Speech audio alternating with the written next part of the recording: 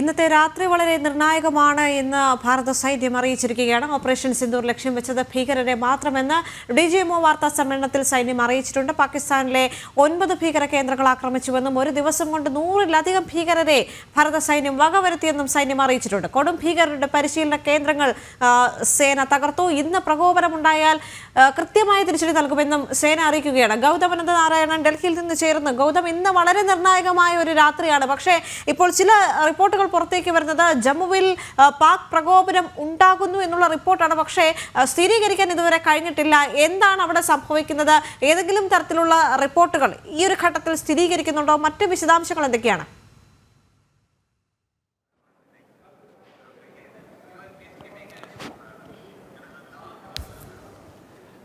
ദേവിക, ഇന്ന് രാത്രിയിലും അതിർത്തിയുടെ ചില ഭാഗങ്ങളിൽ വെടിവെച്ചകൾ കേൾക്കുന്നു എന്നത് സംബന്ധിച്ചുള്ള ചില റിപ്പോർട്ടുകൾ അവിടെ നിന്നും വരുന്നുണ്ട്. പക്ഷേ അതിലൊരു സ്ഥിരീകരണം വേണം. മാത്രമല്ല, ഈ രാജ്യാന്തര അതിർത്തിയിലും അതോടൊപ്പം തന്നെ നിയന്ത്രണ രേഖയിലും പൊതുവെ ഈ സംഘർഷങ്ങൾക്ക് ശേഷം, അതായത് കഴിഞ്ഞ കുറച്ച് നാളുകളായി പൊതുവെ ശാന്തമായ സാഹചര്യവും പിന്നീട് പഹൽഗാമിന് ശേഷം പ്രശ്നങ്ങൾ തുടങ്ങുകയും ചെയ്തു. അങ്ങനെ ഏതെങ്കിലുമൊക്കെ സംഘർഷങ്ങളുടെ തുടർച്ചയായി ഈ അതിർത്തികളിൽ ഈ വെടിനിർത്തൽ കരാർ ലംഘനം ഉണ്ടാകാറുണ്ട് പാകിസ്ഥാൻ പട്ടാളത്തിന്റെ ഭാഗത്ത് നിന്നും. അപ്പോൾ അതെല്ലാം നമ്മൾ കഴിഞ്ഞ ദിവസങ്ങളിൽ കണ്ടതുപോലെയുള്ള വലിയ ആക്രമണമോ അല്ലെങ്കിൽ പീരങ്കി ഉപയോഗിച്ചുള്ള ഒരു വെടിവെപ്പോ ആണോ എന്ന് നമുക്ക് കൃത്യമായിട്ട് ധരിക്കാൻ കഴിയത്തില്ല. കാരണം അതിർത്തിയിൽ പലപ്പോഴും പ്രകോപനങ്ങൾ സംഭവിക്കാറുണ്ട്. അത് പാകിസ്ഥാൻ പട്ടാളം പല ഘട്ടങ്ങളിലും ഈ മോട്ടറുകളും അതോടൊപ്പം തന്നെ റൈഫിൾസും ഈ ഗ്രനേഡ് ലോഞ്ചറും ഒക്കെ വെച്ചുകൊണ്ടുള്ള പ്രകോപനങ്ങൾ സൃഷ്ടിക്കാറുണ്ട്. അത് ജനവാസ കേന്ദ്രങ്ങൾ ലക്ഷ്യമാക്കി വേണമെന്നില്ല. മറ്റ് സ്ഥലങ്ങളിലേക്ക് ആകാശത്തേക്കൊക്കെ വെടിവെക്കുകയും ഒക്കെ ചെയ്യുന്ന സാഹചര്യങ്ങൾ അതിർത്തികളിൽ ഇടയ്ക്കിടയ്ക്ക് സംഭവിക്കുന്നതാണ്. അപ്പോൾ അതെല്ലാം നമ്മൾ ഈ കഴിഞ്ഞ ദിവസങ്ങളിൽ കണ്ടതുപോലെയുള്ള ജനവാസ കേന്ദ്രങ്ങളോ അല്ലെങ്കിൽ സൈനിക പോസ്റ്റുകളോ ലക്ഷ്യമിട്ടുള്ള ആക്രമണമാണ് എന്ന് ഒറ്റയടിക്ക് പറയാൻ സാധിക്കുകയില്ല. എന്തായാലും ഇപ്പോൾ സംഭവിക്കുന്നത് വെടിവെച്ചകൾ കേൾക്കുന്നുണ്ട് എന്ന് റിപ്പോർട്ട് വരുന്നുണ്ട്. അതിലുപരി അതൊരു വലിയ പ്രകോപനമായി ഭാരതത്തിന് തിരിച്ചടിക്കേണ്ട രീതിയിലേക്കുള്ളൊരു വൻ പ്രകോപനമാണോ അത് എന്നത് സംബന്ധിച്ച് ഇനിയും സ്ഥിരീകരണം ആവശ്യമാണ്. ദേവിക.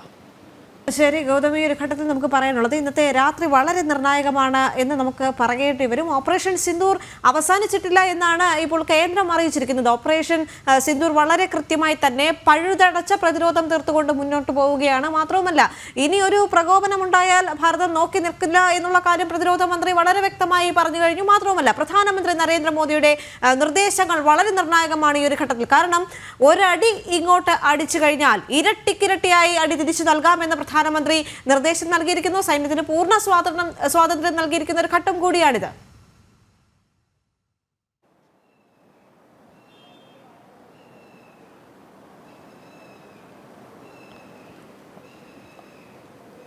ദേവിക, സൈന്യത്തിന് പൂർണ്ണമായ സ്വാതന്ത്ര്യം നൽകുന്നു.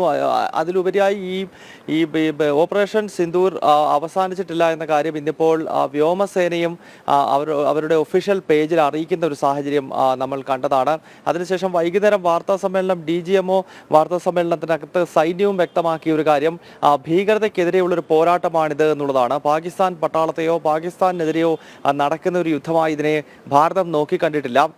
ഭാരതത്തിന്റെ പ്രധാനപ്പെട്ട ലക്ഷ്യം എന്നത് ഭീകരതയ്ക്കെതിരായി വലിയ തോതിലുള്ള പ്രത്യാക്രമണം നടത്തുക എന്നുള്ളതാണ്. അതിനാൽ തന്നെയാണ് ആദ്യഘട്ടത്തിൽ ഭീകര ക്യാമ്പുകൾ ലക്ഷ്യമിട്ടത്. മാത്രമല്ല, പാകിസ്ഥാൻ സൈനിക ക്യാമ്പുകളോ അതല്ലെങ്കിൽ പാകിസ്ഥാനിലെ ജനവാസ കേന്ദ്രങ്ങളോ ലക്ഷ്യമിട്ടിട്ടില്ല എന്നും ഭാരതം ഈ ഘട്ടത്തിലും പറയുന്നുണ്ട്.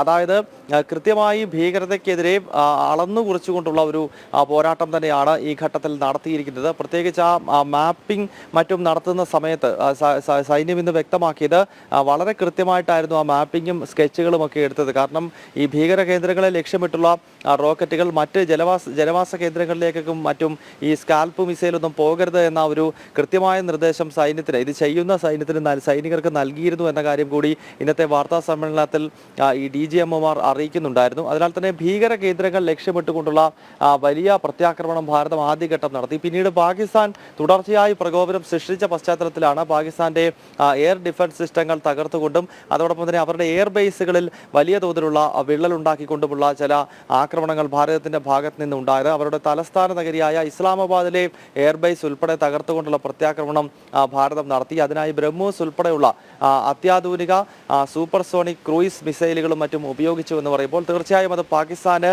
അവരുടെ സൈന്യത്തിനും അവരുടെ രാഷ്ട്രീയ നേതൃത്വത്തിനും ഒരു മുന്നറിയിപ്പും താക്കീതും മാത്രമാണ് ഭാരതം നൽകിയിരിക്കുന്നത്. അതിലുപരി അവരുടെ സൈനിക ക്യാമ്പുകളോ പട്ടാള കേന്ദ്രങ്ങളോ ആക്രമിച്ചുകൊണ്ട് ഒരു വലിയ യുദ്ധത്തിന്റെ പോർമുഖത്തിലേക്ക് കാര്യങ്ങളെ എത്തിച്ചിരുന്നില്ല. അതേസമയം തന്നെ ഭീകരതയ്ക്കെതിരെയായിട്ടുള്ള കൃത്യമായ നിലപാടുകൾ, പ്രത്യേകിച്ച് ഈ സ്കെച്ച് ഉപയോഗിച്ചുകൊണ്ട് ഈ 9 ഭീകര കേന്ദ്രങ്ങളെ പൂർണ്ണമായി തന്നെ തകർത്തു. അതിൽ ജെയ്ഷെ മുഹമ്മദിന്റെ താവളമായിട്ടുള്ള ബഹാവൽപൂരിലെ അവരുടെ ഹെഡ്ക്വാർട്ടേഴ്സും അതോടൊപ്പം തന്നെ മുരുഡിക്കയിലെ പഞ്ചാബ് പ്രൊവിൻസിലെ മുരുഡിക്കയിലുള്ള ലഷ്കർ ഇ തോയ്ബയുടെ ആസ്ഥാനവും ഇത് രണ്ടും പൂർണ്ണമായിട്ട് തകർത്തു എന്ന് പറയുമ്പോൾ കൃത്യമായി അതൊരു വലിയ നേട്ടം തന്നെയാണ്. പ്രത്യേകിച്ച് സൈന്യം ചൂണ്ടിക്കാണിച്ചൊരു കാര്യം, ഈ ലഷ്കറിന്റെ ആസ്ഥാനമായ മുറിക്കയിലാണ് മുംബൈ ഭീകരാക്രമണത്തിന്റെ സൂത്രധാരനായ ഡേവിഡ് കോൾമാൻ ഹെഡ്ലിയും അതുപോലെ തന്നെ മുംബൈ ഭീകരാക്രമണത്തിൽ നേരിട്ട് പങ്കെടുത്ത ലഷ്കറിന്റെ ഭീകരൻ, പിന്നീട് ഭാരതം തൂക്കിക്കൊന്ന അജ്മൽ കസബും ഒക്കെ പരിശീലനം നേടിയത്. അവരൊക്കെ ഭീകരവാദികളായി വളർന്നതും ഭീകരതയ്ക്ക് എങ്ങനെയാണ് കൃത്യമായി അതിന്റെ ആയുധങ്ങൾ ഉപയോഗിക്കുന്നത്, മറ്റു രാജ്യങ്ങളിൽ സാധാരണക്കാരെ കൊല്ലാനുള്ള പരിശീലനമൊക്കെ ഈ കൊടും ഭീകരന്മാർക്ക് ലഭിച്ചത് മുറിക്കയിലെ ലഷ്കർ ഇ തോയ്ബയുടെ ആസ്ഥാനത്താണ്. അത് പൂർണ്ണമായിട്ടും തകർത്തു എന്ന് പറയുമ്പോൾ കൃത്യമായി ഇസ്ലാമിക ഭീകര ശക്തികൾക്ക് ഭാരതം നൽകുന്ന വലിയൊരു മുന്നറിയിപ്പാണ് ഈ ഓപ്പറേഷൻ സിന്ദൂരിന്റെ ഭാഗമായി നടന്ന ആദ്യഘട്ട മിസൈൽ ആക്രമണം എന്ന കാര്യത്തിൽ യാതൊരു സംഭവമില്ല. അതിനായി സ്കാൽപ്പ് അതോടൊപ്പം തന്നെ ഹാമർ ബോംബുകൾ, സ്കാൽപ്പ് മിസൈലുകളും ഹാമർ ബോംബുകളും ഉപയോഗിച്ചുകൊണ്ടുള്ള വലിയ ആക്രമണമാണ് ആദ്യഘട്ടത്തിൽ ഭാരതം നടത്തിയത്. പിന്നീട് ബ്രഹ്മോസ് ഉൾപ്പെടെയുള്ള നമ്മുടെ അത്യാധുനിക ക്രൂയിസ് മിസൈലുകളും ഉപയോഗിച്ചു. പക്ഷേ ഈ എന്തൊക്കെ ആയുധങ്ങൾ വെച്ചാണ് ശത്രുവിന്റെ പാളയങ്ങൾ ആക്രമിച്ചത് എന്ന കാര്യം സൈന്യം ഔദ്യോഗികമായി പറഞ്ഞിരുന്നില്ല. വാർത്താ സമ്മേളനത്തിൽ ഈ ചോദ്യം മാധ്യമപ്രവർത്തകർ ഉന്നയിച്ചപ്പോൾ സൈനികർക്ക് അത്തരം ഉത്തരങ്ങൾ നൽകാൻ കഴിയില്ല. ഉപയോഗിച്ച ആയുധങ്ങളും അതിന്റെ മൂർച്ചയും എന്താണ്, അല്ലെങ്കിൽ അത് എങ്ങനെയാണ് എന്നതിനെപ്പറ്റി ഇപ്പോൾ വിശദീകരിക്കുന്നില്ല എന്ന മറുപടിയാണ് സൈനികരുടെ ഭാഗത്ത് നിന്ന് ഉണ്ടായത്. ഏതായാലും ശക്തമായ പ്രത്യാക്രമണം പാകിസ്ഥാനെതിരെ നടത്താൻ കഴിഞ്ഞു. ഭാരതത്തിന്റെ പ്രത്യാക്രമണത്തിൽ 40 പാകിസ്ഥാൻ പട്ടാളക്കാരാണ് അതിർത്തിയിൽ കൊല്ലപ്പെട്ടത്. അത് പാകിസ്ഥാൻ തന്നെ ഇവിടേക്ക് പ്രകോപനം സൃഷ്ടിക്കുകയും ഭാരതത്തിന്റെ ജനവാസ കേന്ദ്രങ്ങളും സൈനിക പോസ്റ്റുകളും ആക്രമിക്കുകയും ചെയ്തു. ഈ ഘട്ടത്തിലാണ് നമ്മുടെ സൈന്യം അതിർത്തിയിലെ പാക് റേഞ്ചേഴ്സിന്റെ പോസ്റ്റുകളും മറ്റും ലക്ഷ്യമിട്ടുകൊണ്ട് പ്രത്യാക്രമണം നടത്തിയത്. ആ രീതിയിലാണ് 40 പാകിസ്ഥാൻ പട്ടാളക്കാർ ഈ ഏറ്റുമുട്ടലിനിടയിൽ കൊല്ലപ്പെട്ടതായി ഇപ്പോൾ സ്ഥിരീകരിച്ചിരിക്കുന്നത്. എന്തായാലും രണ്ട് രാജ്യങ്ങളുടെയും നിലപാട് നീക്കങ്ങൾ പരിശോധിച്ചാൽ നമുക്ക് മനസ്സിലാക്കാൻ സാധിക്കുന്നുണ്ട് ഇരു രാജ്യങ്ങളുടെയും നിലപാട് എന്താണെന്നുള്ളത്. ഭാരതത്തെ സംബന്ധിച്ചിടത്തോളം ഭാരതം കനത്ത രീതിയിലുള്ള തിരിച്ചടി നൽകുമ്പോഴും ഒരു സിവിലിയൻ പോലും പാകിസ്ഥാനിൽ ഒരു തരത്തിലും ഒരു പോറൽ പോലും അവർ കേട്ടിട്ടില്ല എന്നത് വളരെ ശ്രദ്ധേയമായിട്ടുള്ള കാര്യം. പക്ഷേ തിരിച്ച് നോക്കുകയാണെങ്കിൽ പാകിസ്ഥാന്റെ ഭാഗത്ത് നിന്ന് ഇപ്പോഴും ഈ ഒരു ഘട്ടത്തിലും വരുന്നത് ജനവാസ മേഖലകൾ കേന്ദ്രീകരിച്ചുള്ള ആക്രമണമാണ് പാകിസ്ഥാന്റെ ഭാഗത്ത് നിന്നുണ്ടാകുന്നത്. അതിൽ വ്യക്തമാണ് ഭീകരതയാണ് പാകിസ്ഥാന്റെ നിലപാടെങ്കിൽ ഭീകരവിരുദ്ധ പോരാട്ടം തന്നെയാണ് ഭാരതത്തിന്റെ നിലപാട് എന്നുള്ള കാര്യത്തിൽ സംശയമില്ല. മാത്രമല്ല ഭാരതത്തിന്റെ നിലപാട് വ്യക്തമാണ്, ഭീകരതയോട് മാപ്പില്ല എന്നത് തന്നെയാണ് ഭാരതത്തിന്റെ നിലപാട്. ഈ ഒരു ഘട്ടത്തിൽ സായുധ സൈന്യ മേധാവികളെല്ലാം പറയുന്നത്, ഒറ്റക്കെട്ടായി പറയുന്ന ഒരു കാര്യം ഇത് തന്നെയാണ്. ഭാരതത്തെ തൊട്ടാൽ അല്ലെങ്കിൽ ഭാരതീയരായ പൗരന്മാരെ തൊട്ട് കഴിഞ്ഞാൽ ഒരിക്കലും ഭാരതം നോക്കി നിൽക്കില്ല. കരുത്തുറ്റൊരു സൈന്യം നമുക്കുണ്ട്, ശക്തമായ ഒരു ഭരണകൂടം നമുക്കുണ്ട്, അത്രത്തോളം മനോവീര്യമുള്ള ഒരു ജനത നമ്മോടൊപ്പമുണ്ട്. അതുകൊണ്ട് തന്നെ ഭാരതം കനത്ത രീതിയിൽ തന്നെ തിരിച്ചടിക്കും. പാകിസ്ഥാൻ അത് താങ്ങാൻ സാധിക്കില്ല. ഇന്നത്തെ രാത്രി വളരെ നിർണായകമാണ് എന്നുകൂടി സൈനിക മേധാവികൾ പറഞ്ഞു വെക്കുകയാണ്.